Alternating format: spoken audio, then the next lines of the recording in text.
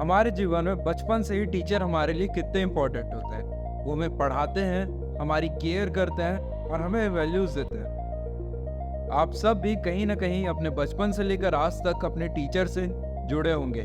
किसी की फैमिली में ही टीचर होगा या तो किसी के फ्रेंड्स या फिर रिलेटिव में टीचर होंगे।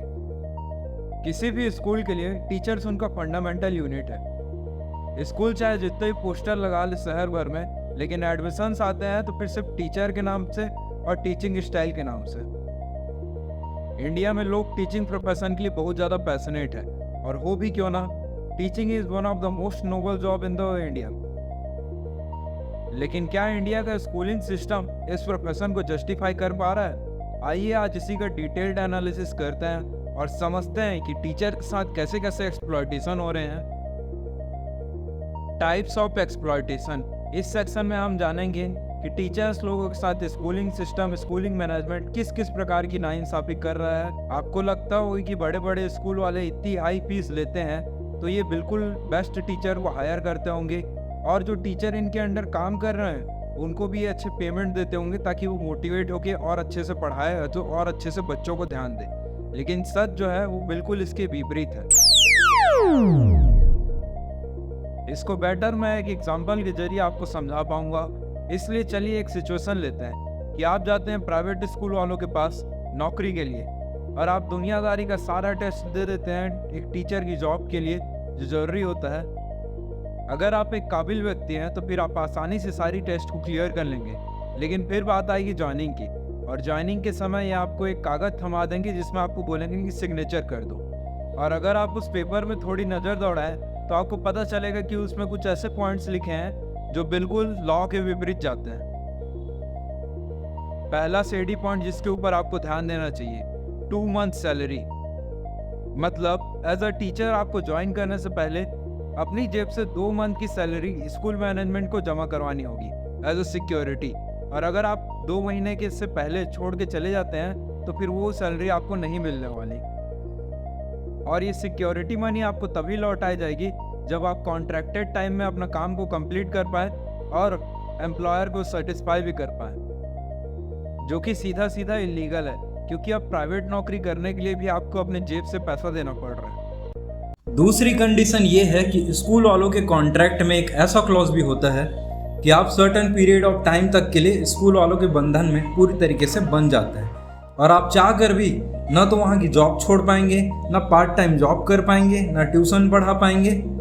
और जस्ट इन केस आपको स्कूल वाले इस क्लॉज का ब्रीच करते हुए पकड़ लेते हैं तो आपको फाइन देना पड़ेगा, जो कि अगेन स्ट्रेट फॉरवर्ड सीधा इलीगल है, आर्टिकल 19(1)(g के तहत। दूसरा जो पॉइंट है जिसमें प्राइवेट टीचर का हनन हो रहा है वह सैलरी अंडर पेमेंट। अगर आप ग्लोबल इकोनॉमिक्स पढ़ते होंगे या फिर पढ़ाते होंगे तो आपको पता होगा कि हर देश का एक नेशनल एवरेज सैलरी होता है, और हो सकता है कि इंडिया का जीडीपी अभी बहुत ज़्यादा है बाकी देशों के मुकाबले। अगर हम कंपेयर करें इंडिया का इनकम पर कैपिटा तो फिर हमको पता चलता है कि इंडिया का इनकम पर कैपिटा बाकी कंट्रीज़ के मुकाबले काफ़ी वीक है। इसीलिए यूरोपियन कंट्रीज़ वाले का जीडीपी तो कम है, लेकिन उनकी जो क्वालिटी ऑफ लाइफ होती है वो हमसे कई गुना अच्छी भी होती है।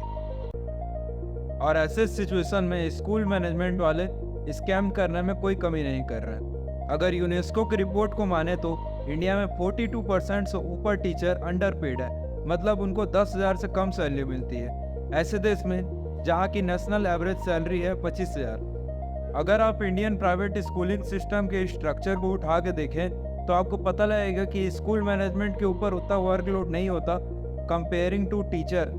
इनकी जिम्मेदारियों की लिस्ट अगर मैं शुरू करूं तो मेरे को 20-30 और वीडियो बनाने पड़ जाएंगे। इन सारे डेटा का अगर आप बिगर पिक्चर देखेंगे तो आपको पता चलेगा कि टीचरों का जिम्मेदारी टू सैलरी रेशियो बहुत ही अनफेयर है। ये हमने समझ लिया फाइनेंशियल एस्पेक्ट को। अब हम समझते हैं कि इस प्रकार के एक्सप्लॉयटेशन टीचर को साइकोलॉजिकली किस प्रकार से डिस्ट्रॉय कर सकते हैं। जब टीचर शुरू में ज्वाइन करते हैं तब तो वो बहुत ज़्यादा पैशनेट होते हैं बच्चों को पढ़ाने के लिए, नया नया एक्सपेरिमेंट करते हैं, नया नया तरीके से पढ़ाते हैं। लेकिन जैसे जैसे स्कूल सिस्टम उनको पीसते जाता है उसके बाद वो भी मेंटली फ्रस्ट्रेटेड होते जाते हैं, और उनके अंदर से जो फायर ऑफ पैशन है वो ख़त्म होते जाता है।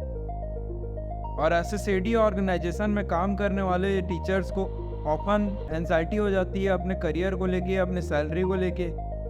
ये हमने समझ लिया टीचर से जुड़े फाइनेंशियल, लीगल और साइकोलॉजिकल प्रॉब्लम्स को। लेकिन अब आप समझते हैं कि इसका हम कर क्या सकते हैं। अगर आप इस लाइन ऑफ वर्क से कॉमन होंगे तो आप मेरे को बोलेंगे ज़रूर कि अरे सर ये तो कॉमन है, ये तो चल ही रहा है, हर स्कूल में चल रहा है। अगर आप इस लाइन ऑफ वर्क से कॉमन होंगे तो आप ये मेरे को ज़रूर बोलेंगे कि सर ये तो बहुत कॉमन है, ये तो हर स्कूल कर रहा है, इसमें हम कर भी क्या सकते हैं। अगर आपको भी लगता है कि आप इस समस्या का कुछ कर भी नहीं सकते तो आप बिल्कुल गलत है, क्योंकि इस वीडियो के जरिए मैंने बहुत सारे प्रॉब्लम्स को एड्रेस करने का कोशिश किया है जो कि स्कूलिंग सिस्टम से रिलेटेड है, जो कि टीचर एक्सप्लॉयटेशन से रिलेटेड है। और जिस भी प्रॉब्लम को मैंने एड्रेस किया है उसके साथ साथ मैंने पीले ब्रैकेट में उससे रिलेटेड सेक्शंस लिख दिए हैं। तो आप चाहें तो और आपको अभी भी डाउट है कि आपका एक्सप्लॉयटेशन हो रहा है, आपकी परेशानी सिमिलर है या फिर थोड़ी डिफरेंट है, तो फिर आप हमारी हेल्प टीम से बात कर सकते हैं, जो कि किसी लीगल या फिर फाइनेंशियल प्रॉब्लम को एनालाइज करके सॉल्व करने में बहुत ही ज़्यादा एक्सपर्ट है।